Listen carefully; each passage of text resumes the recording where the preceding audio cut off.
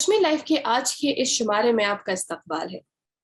आज का जो ये शुमारा है, खास शुमारा है, इसलिए क्योंकि आज जो दिन है, आज का दिन बड़ी अहमियत का हामिल है।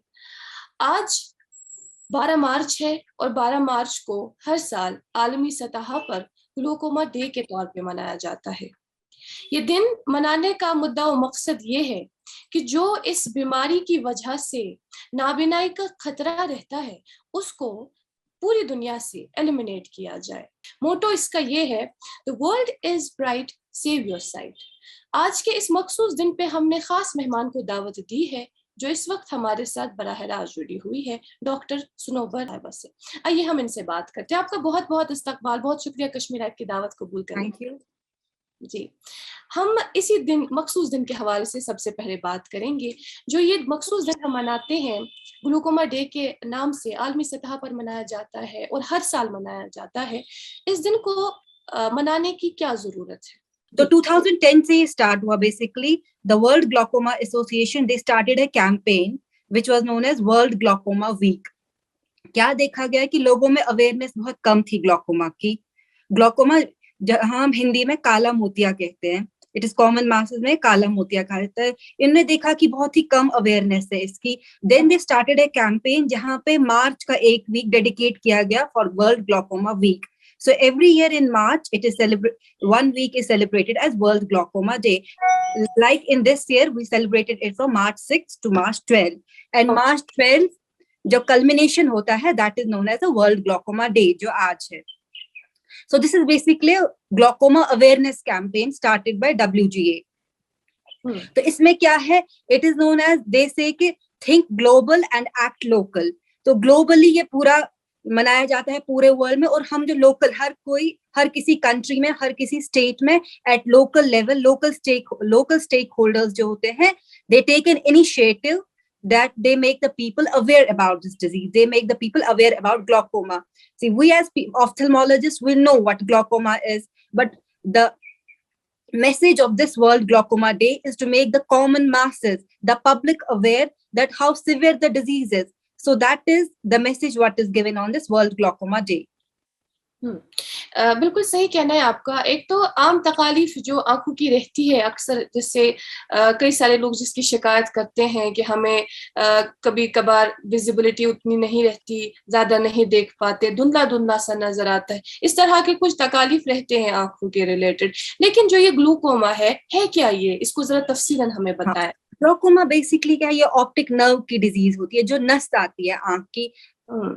कश्मीरी में हम कहेंगे रग, हम कहते हैं, जो ये रग चलती है ब्रेन से हमारी आंख तक। तो ये basically it is what is the problem basically in glaucoma?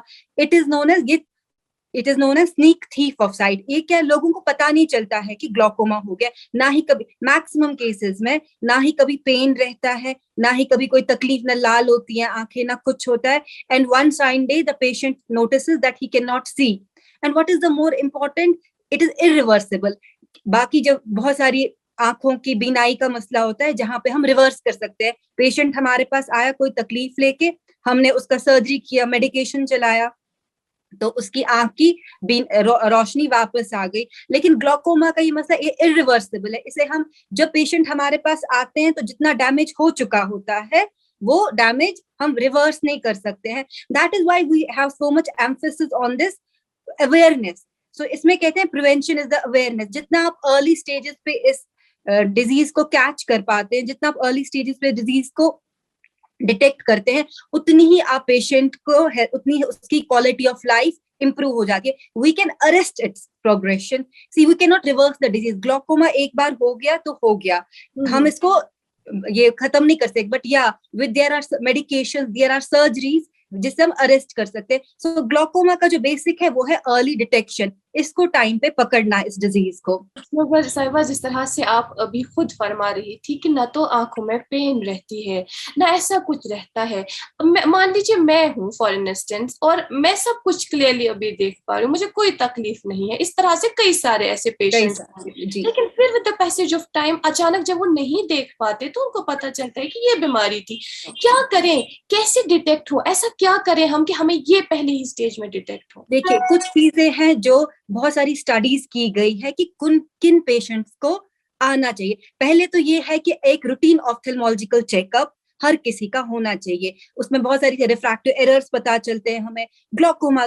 दूसरी बात है, every senior citizen or every person above the age of 40 years, the current World Glaucoma Association recommendations, every person above the age of 40 years has to undergo once a year ophthalmological checkup to know whether the patient has glaucoma or for screening। हर इंसान को 40 साल के ऊपर जहां पे risk होता है, उसके बाद फिर और कुछ पेशेंट्स है, जैसे कोई पेशेंट है, उसका सिबलिंग है, भाई बहन है, या जिसके माँ बाप को ग्लोकोमा, एक जेनेटिक, इसका एक बहुत स्ट्रॉन्ग जेनेटिक एसोसिएशन है। इतना है कि सिबलिंग्स में 4 टाइम्स हायर रिस्क है ग्लोकोमा का देन नॉर्मल पेशेंट। अगर आपकी फैमिली को पता है कि आपके फादर को ग्लोकोमा हुआ था, आपकी मदर को था, आपके भाई बहन को है, तो इट इज वेरी इम्परेटिव कि वो पेशेंट चेकअप किया जाए। थर्ड ये है जो डायबिटिक्स है, diabetics are higher, Kashmir it is a there's a pandemic of diabetes going on, so many diabetics. So in diabetic patients, every patient of diabetes has to be screened for glaucoma। जो patient steroid medications पे हैं, बहुत commonly use होती हैं steroids हम देते हैं, जो पेशेंट स्टेरॉइड्स पे है, या जब किसी पेशेंट को आंख में चोट लगी हो, कोई भी ट्रॉमा, ऑक्यूलर ट्रॉमा रहा, दीज पेशेंट जो इम्परेटिव है ग्लोकोमा के लिए। And after any patient of 40 years of age, they have to be screened once a year for glaucoma। Okay, great. अच्छा, हम आपसे अब ये जानना चाहेंगे कि ये जो मखसूस बीमारी है ग्लोकोमा के नाम से, इसके लिए क्या स्पेसिफिक एज है? लाइक हम बोलते हैं कि 40 के ऊपर अगर कोई बंदा है तो उसको ये हो सकती है, उससे नीचे नहीं, ऐसा कुछ? ऐसा कुछ नहीं। सी ग्लोकोमा जो डिवाइड थे, ये इनफैक्ट कुछ ग्लोकोमा जो पैदाइशी होते हैं, जिनको हम इन्फेंटाइल ग्लोकोमा, जुवेनाइल ग्लोकोमा, लेकिन वो हम बहुत अर्ली डिटेक्ट कर लेते हैं क्योंकि वैसे सिम्टम्स आते हैं जुवेनाइल ग्लोकोमा या। लेकिन जो ये जिनको हम एक स्पेसिफिक सबसेट है ग्लोकोमा जो बहुत कॉमन है, this is primary open angle glaucoma. जो प्राइमरी ओपन एंगल ग्लोकोमास है, स्पेसिफिकली इनमें क्या होता है, ना पेन होता है ना कुछ होता है। तो ये पेशेंट से हो सकता है किसी भी एज में है, लेकिन जब स्टडीज करते हैं तो हम देखते हैं जैसे ही पेशेंट हायर एज ग्रुप की तरफ जाते हैं, जितना पेशेंट एज में इंक्रीज करेगा उतना ये होगा कि इनफैक्ट यंगर पेशेंट में जो सिबलिंग, मैंने आपको बोला, जो सिबलिंग्स होते हैं, जो ग्लोकोमा पेशेंट्स के ऑफस्प्रिंग्स होते हैं, उनको तो और अर्ली एज, लेकिन यूजुअली ये है कि हायर एज ग्रुप। हाँ, but it's very less percentage of population जब यंगर एज ग्रुप में, लेस देन 30 में हो सकता है। बाकी जो जुवेनाइल ग्लोकोमा है, इन्फेंटाइल, वो तो 1 ईयर के बच्चे में, 10 ईयर से, दे आर कंजेनाइटल, जो पैदाइशी, जो हम कह रहे हैं माँ के पेट से ही जन्म लेके उनको ग्लोकोमास हुए। लेकिन जो हमारा मेन इस पे फोकस रहता है वो है जो एज ओल्डर एज ग्रुप ग्लोकोमास, जहां पे हमारे पास पेशेंट्स आ रहे हैं बहुत ही लेट स्टेज में, पेशेंट को कभी पता ही नहीं चला उसकी आंख की नजर कम थी। I have seen so many patients in 40 years 50 years age, when they are coming to us for the first ophthalmological checkup, they have lost their vision। इतना कम विजन होता है, and we are helpless at that stage. उस stage पे हम बिल्कुल helpless होते हैं उनके साथ।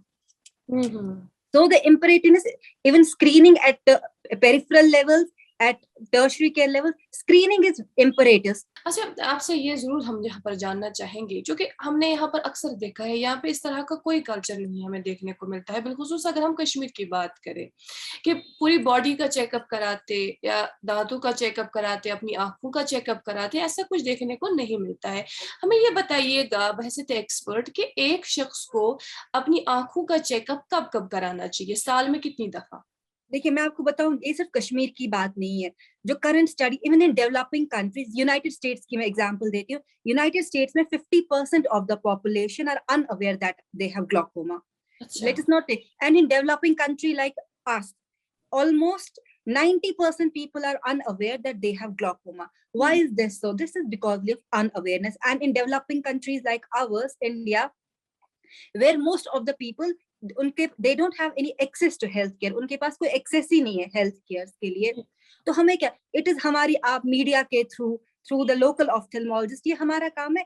आपको हमें क्या बोलना है लोगों को, बस अपने घरों में एटलीस्ट एक बार उस पेशेंट को, आपके फादर मदर ब्रदर जो भी एल्डरली पीपल है, अगर आप यंग लोगों, at least elderly, get them A checkup once a year for at least 40 years of age। अगर इतना कर सकते हैं, I am seeing patient 80 years 85 years के होते हैं, they have never been to the hospital। कभी किसी ने, जब बेचारों को बिल्कुल उनकी ये हालत हो जाती है कि वो वॉशरूम तक नहीं जा पाते हैं, तब उनके जो घर के बाकी अफराद होते हैं तब वो सोचते हैं चलिए जी हम अब इनको आंखों के डॉक्टर के पास ले जाए। तब तक किसी ने, तो इट इज आवर रिस्पॉन्सिबिलिटी। हम क्यों अवेयर करना चाहते हैं, एटलीस्ट हम चाहते हैं कि साल में एक बार हर पर्सन अपना ऑप्थेल्मोलॉजिकल कंप्लीट कॉम्प्रिहेंसिव ऑप्थेल्मोलॉजिकल चेकअप करवाए।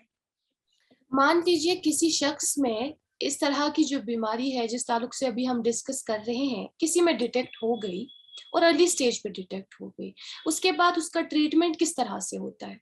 जब हम अर्ली स्टेज पे डिटेक्ट करते हैं, ये इस पेशेंट के लिए काफी खुशकिस्मती की बात होती है कि ठीक है उसका अवेयरनेस बहुत अर्ली स्टेज पे, इस स्टेज पे हम अरेस्ट कर सकते हैं डिजीज को। ये डिजीज को अरेस्ट करने के लिए हमारे पास कुछ ऑप्शन है। एक तो मेडिसिन होती है, दूसरा सर्जरी है। मेडिसिन में एक चीज है कि हमें कहीं पे भी ओवर द काउंटर मेडिकेशन नहीं देनी चाहिए।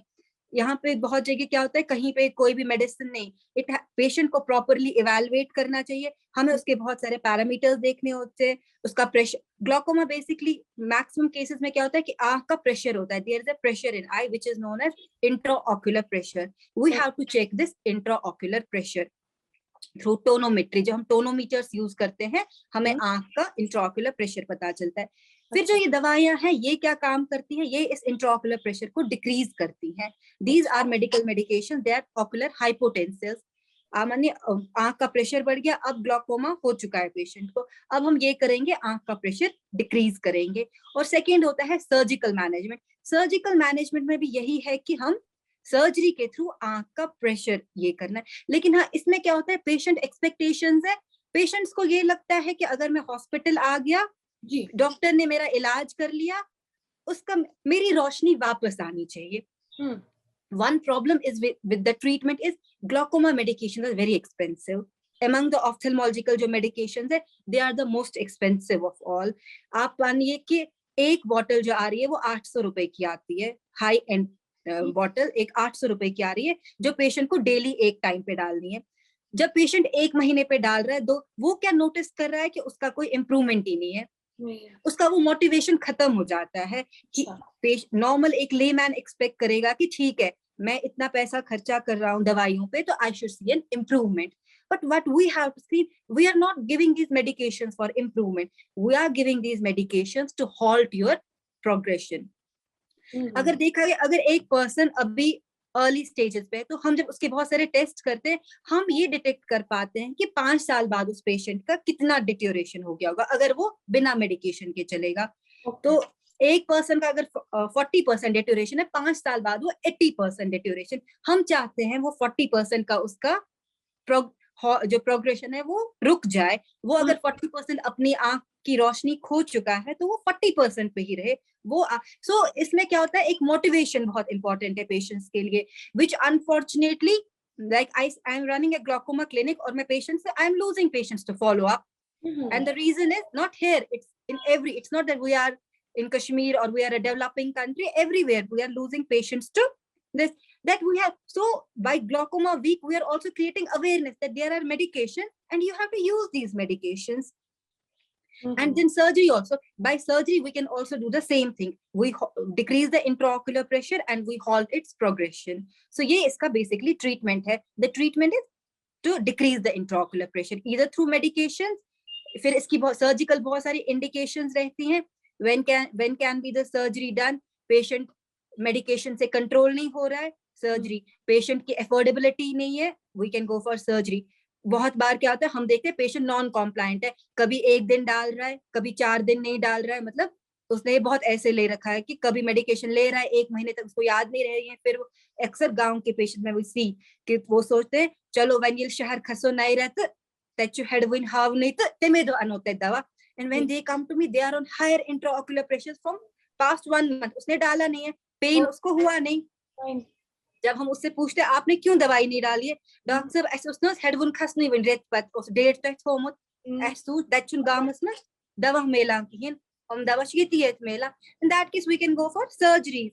या sometimes these medication कुछ irritation हो जाती है, redness हो जाती है eyes में, at that time also we do surgery. But the surgery का aim is we have to make the patient understand we are not doing this surgery that जैसे क्योंकि see what the problem is commonly लोगों को cataract होता है यहाँ पे। Cataract में क्या होता है, विजन कम है, आपने लेंस ये कैटरैक्ट निकाला, लेंस डाला, पेशेंट अगले दिन बिल्कुल साफ देख पाता है। तो पेशेंट का वही कॉन्सेप्ट बन गया कि मुझे शायद ग्लूकोमा सर्जरी भी हो जाएगी, मैं अगले दिन बिल्कुल, no, that is we have to create awareness among them, we tell them okay our aim in glaucoma surgery is to preserve their quality of life. अगर मेरे पास पेशेंट आ रहा है बहुत सिवियर ग्लूकोमा लेके, मेरी कोशिश ये है ये पेशेंट इतना ये करे, ये अपना काम एटलीस्ट खुद कर पाए, ये खुद खाना खा पाए, ये खुद वॉशरूम जा पाए, दैट इज माई एम। इसकी क्वालिटी ऑफ लाइफ इतनी डिटेरियोरेट ना हो that he will be dependent on other people, that is ultimately what is our aim in glaucoma surgeries or glaucoma medical treatment. So yeah, it is because it's irreversible, so there are so many difficulties that are with us. जी जी जी, क्योंकि इसका जहां तक मैं इसको समझ पाई हूँ यही कि अब जितना परसेंट इसने खोया वो तो खोया, लेकिन अब जितना परसेंट बचता है उसको हम बचाने की कोशिश करें, ऐसा हाँ ऐसा ही है बिल्कुल। जितना परसेंट इसका, इनफैक्ट जब हम भी ग्लूकोमा क्लिनिक में होते हैं, I always make this a point, हमारे पास चार्ट्स होते हैं वहां पे, always make this a patient see expectations, we have to give them realistic expectations. मेरे पास पेशेंट आएगा, I can't give him that expectation, no your vision will be a, and what इस स्टेज पे patient पहुंचे ही ना, that is for what awareness is there. Awareness as soon if you come for an ophthalmological checkup, an ophthalmologist will definitely pick up the first sign कि yeah this patient is at an early stage बहुत, and he will go on medication, और उसकी एक life quality और सब कुछ बहुत ही बेहतर रहेगा। वो कभी उतना हमारे किसी भी ऑप्थेल्मोलॉजिस्ट के पास रेगुलर चेकअप करवाने से वो कभी इतना डेट्यूरेट ही नहीं होगा। अच्छा जी, अच्छा, चूंकि माशाल्लाह आप हमारे यहाँ वादी की काबिल ऑप्थेल्मोलॉजिस्ट हैं, तो जाहिर सी बात है कई सारे पेशेंट जो आपके पास आते होंगे अलग अलग तकालीफ को लेकर, आंखों की अलग अलग तकालीफ को लेकर वो आपके पास आते होंगे। आप चूंकि उनके साथ डील तो करती हैं, आप देखती हैं इस तरह के पेशेंट्स कितने आते रहते हैं आपके यहाँ क्लिनिक? मुझे लगता है हम जो ओपीडी में ऑलमोस्ट दिन में 600-700 पेशेंट्स देखते हैं, आई फील कि almost 100 patients we daily we see that they have got certain amount of this disease, kisi ka kam hai, and what is this in SMHS we are seeing mostly the patients who come to us at an advanced stage. Acha, we are running glaucoma clinics in SMHS every day. There's a glaucoma clinic, most of the days in the week there's a glaucoma clinic going on. Okay, we are seeing a huge number of patients. Kashmir में दूसरी एक disease है जिसको कहते हैं pseudo exfoliation. अच्छा, ये भी एक ग्लूकोमा को ये देता है, it is a reason cause for glaucoma. और हमारी पॉपुलेशंस में देखा गया है कि स्यूडो एक्सफोलिएशन बहुत ज्यादा कॉमन है, और स्यूडो एक्सफोलिएशन जो डिजीज है ये बहुत ये सीवियर ग्लूकोमेटस डैमेज करता है, and our population has got very high percentage. Maybe we are genetically, there are studies going on why Kashmiri population has high this pseudo exfoliation, and that is the reason, एक reason ये भी है why we in Kashmir are seeing a massive percentage of patients with glaucoma is the one zero exfoliation. It's not in Kashmir only. In India currently there are 12 million people believed to be affected with glaucoma. World में कुछ 79 million people are affected, and what is the problem is by 2040 there is an estimate that about 112 million people will be affected by this disease. And when seeing the chunk of the patients we are getting, आप खुद ही estimate करिए कि वो कितना बड़ा estimate होगा कि Kashmiri population कितनी ये है। and हमारी क्या कोशिश है कि हर गांव में हर जगह पे लोगों को इतना awareness हो कि we can help those patients. हम उन patients के पास through media, through social media, the World Glaucoma Week जो हम मनाते हैं, इसका यही एक रीजन है कि हम लोगों को अवेयर करवाएं कि please get yourself check. There is high prevalence of glaucoma in Kashmir also, so there is a high this कि आपके चांसेस हैं आप ग्लूकोमा होंगे, तो just get yourself check. The treatment is easy, it is medicine, we can control it if it is an early stage. So we want that people should have their quality of life, their vision should get good. That is our main motto. अच्छा, चूंकि जिस तरह से आपने भी अभी खुद फरमाया कि ये जो हफ्ता है इसके मनाने की शुरुआत 6 मार्च से हुई। इस बार इसके हफ्ते की 6 मार्च से हुई, तो हमें ये बताइएगा किस तरह से इन दिनों को आपने ऑब्जर्व किया, किस तरह से ये हफ्ता आपने मनाया? इस हफ्ता पे हमारा पूरा फोकस रहा ग्लूकोमा अवेयरनेस को। हमारे हर दिन ग्लूकोमा क्लिनिक चला, हर दिन पेशेंट्स को स्क्रीन किया गया। हमारे ऑप्टोमेट्रिस्ट साहिबान ने हमारे पोस्ट ग्रेजुएट्स ने, कंसल्टेंट्स ने, फैकल्टी मेंबर्स ने, हमारी एचओडी ने, she made sure that this week is celebrated. We had posters all over the college. Okay, we had pamphlet distribution. OPD में जितने भी पेशेंट्स थे, we हमारे पोस्ट ग्रेजुएट्स थे, they had a talk with them, discussion with them, where we tried कि हम इन patients को आगाह करवाए कि glaucoma is a day. And we have got glaucoma screening. We had glaucoma screening that till the whole day we're doing glaucoma screening, intraocular pressures. And on 11th of March, Medical College had a webinar, CME, seminar on World Glaucoma Week, which we celebrated, in which the main topics concerned were glaucoma awareness and screening, how to go about. This was a faculty program in which our main focus was on. So we celebrated it on 11th of March as a seminar on glaucoma. And rest all the days of the week, we were doing continuously screening of the patients. इसकी screening किस तरह से होती है, वो जरा तफसीलन थोड़ा बताएं. मैं आपको बताती हूँ. इसकी स्क्रीनिंग में एक तो हम विजन पेशेंट का चेक करते हैं, जो नॉर्मल रूटीन है सभी ओपीडी आए हुए पेशेंट्स का होता है. सेकंड चीज जो स्क्रीनिंग में होती है वो होता है प्रेशर मेजरमेंट. जो आपको मैंने कहा आंख का जो प्रेशर होता है, इंट्राऑक्यूलर प्रेशर, वो प्रेशर हमने सब पेशेंट्स का मेजर किया. उसके बाद इन सब पेशेंट्स का हुआ स्लिट लैम्प एग्जामिनेशन, जहां हमने मशीन के था उनकी आंख का सब कुछ आगे का देख लिया. उसके बाद जो सबसे इम्पोर्टेंट पार्ट था वो हुआ उनकी नस को पीछे देखना, ऑप्टिक नर्व, जो आंख की रग होती जिसको हमने देखा. तो इसमें हमने सब पेशेंट्स का मशीन पे ऑप्टिक नर्व का चेकअप किया, जिसमें भी हमें लगा कि ग्लूकोमा है तो और दिस पेशेंट्स के उनको मेडिकेशन स्टार्ट कीजिए. तो ये सब हमने इस हफ्ते सबका ही पेशेंट्स का ग्लूकोमा स्क्रीनिंग की. जी. अच्छा डॉक्टर साहब, मेरे ख्याल से ये सेशन का आखिरी सवाल होगा, वो ये कि चूंकि हम अक्सर कहते हैं ना कि अच्छी ग़िज़ा खानी चाहिए इंसान को, हमें अपना लाइफस्टाइल अच्छा रखना चाहिए, तो जाहिर सी बात है कहा जाता है कि आप एक्सरसाइज करें और अच्छी अच्छी ग़िज़ा खाएं, ताज़ी सब्जियां खाएं, मेवा खाएं. हमें बताइएगा आंखों की सेहत बरकरार रहे, ठीक रहे, इसके लिए क्या करना चाहिए? क्या इसमें खाने में कुछ ऐसा है जो हम खा सकते हैं? देखिए, हेल्दी लाइफस्टाइल जैसे पता है पूरी बॉडी के लिए फायदेमंद है. हेल्दी लाइफस्टाइल वैसे ही इसके लिए भी, आंखों के लिए भी है. हाँ, healthy food, vitamin A rich food, carrots है.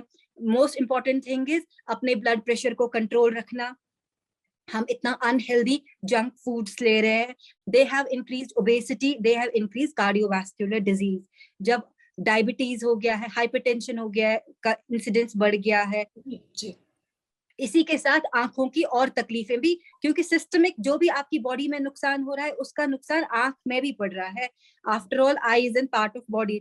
जैसे आपका अगर लिपिड लेवल, आप हाई कोलेस्ट्रॉल फूड्स ले रहे हैं, आपका लिपिड लेवल बॉडी में बढ़ रहा है, उसकी वजह से आपकी आंख में भी प्रॉब्लम हो रही है. हम देख रहे हैं हाइपरटेंशन की वजह से लोगों में वेन ऑक्लूजन्स हो रहे हैं आंखों में. डायबिटीज का इंसिडेंट, डायबिटिक, ये भी in fact glaucoma has been also. आज हम ग्लूकोमा की बात कर रहे हैं, ग्लूकोमा का भी डायबिटीज के साथ ये डायबिटिक्स में हायर इंसिडेंस ऑफ ग्लूकोमा होता है, हाइपरटेंसिव्स में. सो इट इज यार ग्लूकोमा है अपनी डिजीज, लेकिन यार लाइफस्टाइल मॉडिफिकेशन जैसे हर चीज के लिए इंपॉर्टेंट है, डाइट मॉडिफिकेशन जैसे हर चीज के लिए इंपॉर्टेंट, वैसे आंख की सेहत के लिए प्लस ग्लूकोमा के it is very important. Okay, तो इसके लिए हमें जिस तरह से हम अभी अर्ज करे थे, हेल्दी खाने की जरूरत है. हेल्दी खाने की, अपना ब्लड प्रेशर, सॉल्ट इनटेक को रिस्ट्रिक्ट करना है, हेल्दी फूड लेना है, वो cutting on high carb diet, junk food, high oily foods, they have to be cut, and maintaining your blood sugar levels, maintaining your high blood pressure levels. That's important for whole of your body and for your eye also. To that, अक्सर ये भी कहा जाता है ना कि अपनी आंखों को आप बार-बार धोएं, ठंडे पानी से धोएं. क्या ऐसा करना चाहिए दिन में 1-2 दफा? ये इसलिए होता है क्योंकि एलर्जन हो गए आंख में, ये उसके लिए मोस्टली कहा जाता है कि एलर्जेंस हैं, लाल हो रही है आंखें, आप बाहर समर्स में धूल मिट्टी हो रही है. It's for just that only कि थोड़ा आंख में से वो एक जो होता है, जब भी कुछ चाहे रेत चली जाए हमारी आंख में या कुछ चला जाए तो आंख को क्लीन कर सकते हैं. तो आंखों अच्छा, धो सकते हैं। ये भी कहा जाता है क्योंकि हम सब जानते हैं कि हम आज स्क्रीन के काफी ज्यादा आदी हो गए हैं। हमारा स्क्रीन टाइम इतना बढ़ चुका है कि अभी भी मैं आपकी ओर देख रही हूँ तो मैं स्क्रीन की ओर ही देख रही हूँ। तो जाहिर सी बात है, आपने तो बिलाखिर स्पेक्स लगा लिए हैं, मेरे पास नहीं है। तो इससे असरात तो मरतब होते ही है ना हमारी आंखों पे। हालांकि शायद ये इसके साथ रिलेटेड ना हो, लेकिन हमें फिर भी बताइएगा क्या करना चाहिए हमारे देखिए आजकल के। स्क्रीन टाइम में क्या होता है, स्क्रीन टाइम जब ज्यादा बढ़ जाता है तो आंखों की ड्राइनेस हो जाती है, जिसे हम ड्राइनेस कहते हैं आंखों की। क्या होता है, आप कॉन्स्टेंटली स्टेयर करते हैं स्क्रीन की तरफ, आपकी जो टेयर फिल्म होती है वो डिक्रीज उसका उसका कम हो जाता है, तो उसके आंखों के ड्राइनेस। इसमें क्या होता है, आंखों में फॉरेन बॉडी सेंसेशन, आंखों में कुछ चुभना, लाल होना आंखें। इसमें क्या है, एक तो आप दवाई कर सकते, लुब्रिकेटिंग ड्रॉप्स यूज कर सकते। सेकेंडली इंपॉर्टेंटली स्क्रीन टाइम अपना डिक्रीज करना है। आजकल बच्चों में भी देखते हैं कि कितना ज्यादा स्क्रीन टाइम हो गया है, जूम क्लासेस। अब फिर भी माशाल्लाह अब बच्चे स्कूल जाने लगे, होपफुली वो जाए बट ये स्क्रीन टाइम ड्राइनेस हो गई है कॉमनली। आजकल भी हमारे पास पेशेंट मोबाइल यूज इतना ज्यादा हो रहा है, पेशेंट्स कॉमनली रेडनेस, आंखों में चुभन होना, खुजली होना, जलन होना, ये सब स्क्रीन टाइम के, आंखों में ड्राइनेस हो रही है। इसमें एक ये है स्क्रीन टाइम डिक्रीज करना, जब हम कांस्टेंट ज्यादा कंप्यूटर यूज कर रहे हैं, फोन यूज कर रहे हैं, तो इसमें क्या करना है कि बीच में आंखों को रेस्ट देना है। Rest is very important when you are constantly looking at least हर 10 मिनट के बाद मेक इट श्योर कि आप 2 मिनट थोड़ा दूर देखें। और फिर हर टाइम पे आंखों को, इनफैक्ट आजकल मेरे सभी कजिन्स वगैरह they keep on calling me कि हम क्या करें, they are lawyers, engineers who have got a lot of screen time, हमारी आंखों में इतना पेन हो रहा था। I keep on telling them about these exercises, take rest, have a break from screen time, and on the top we use lubricating eye drops, artificial tear drops इनको हम कहते हैं, जो हमें सब्स्टिट्यूट करते हैं, जो हमारे अपने टीयर्स होने चाहिए जब हम स्क्रीन की तरफ, तो वो सूख जाते हैं, एक हिसाब से प्रोडक्शन डिक्रीज हो जाता है। सेकेंडली स्क्रीन टाइम बढ़ने से क्या हो रहा है कि नजदीक का काम इतना ज्यादा बढ़ रहा है, जिसको हम इनफैक्ट पैंडेमिक में देखा गया इसको, जिसको कहे जो कोविड पैंडेमिक हुआ, इसके साथ कह रहे हैं कि मायोपिया, पास का दिखना कम हो गया। मायोपिया का पैंडेमिक भी हो गया, इसके साथ एपिडेमिक हो गया मायोपिया का। So many children, so many adults are coming कि जिन्हें अब चश्मा लगाना पड़ रहा है, क्योंकि basically because their screen time near work, दूर कुछ देखते नहीं है ज्यादा, पूरे टाइम जब हम नियर वर्क करते रहेंगे तो ऑब्वियसली आंख एकोमोडेट ये स्टार्ट करती है, आंख पे स्ट्रेन पड़ता है, तो उसकी वजह से आपका नंबर आ रहा है चश्मों का। सो ये ओवर वर्ल्ड ही हो रहा है, all over world due these 2 years everyone is using excessive screen time. Exactly. अच्छा, एक और सवाल जो हम आपसे पूछना चाहेंगे, हालांकि मैंने ये तो कहा था कि आखिरी सवाल होगा, लेकिन क्या करें, जहन में एक सवाल आ रहा है। जी जी, एक ये सवाल है कि एक हम तो फॉर इंस्टेंस आजकल लेट ही सोते हैं, कई सारे जो हमारी यंग जनरेशन वो लेट सोती है और सुबह में लेट से उठती है, लेकिन मकसूद से बताइएगा कि कितने घंटे नींद की करें, आराम आंखों को भी देना बहुत जरूरी है ना। At least 6 to 8 hours जो recommendation है, 6 to 8 hours sleep is very important. And the most important thing is, I don't know, this is so easy to say कि जब आप सोने की तैयारी करें, please keep your phones aside at least for 15-20 minutes.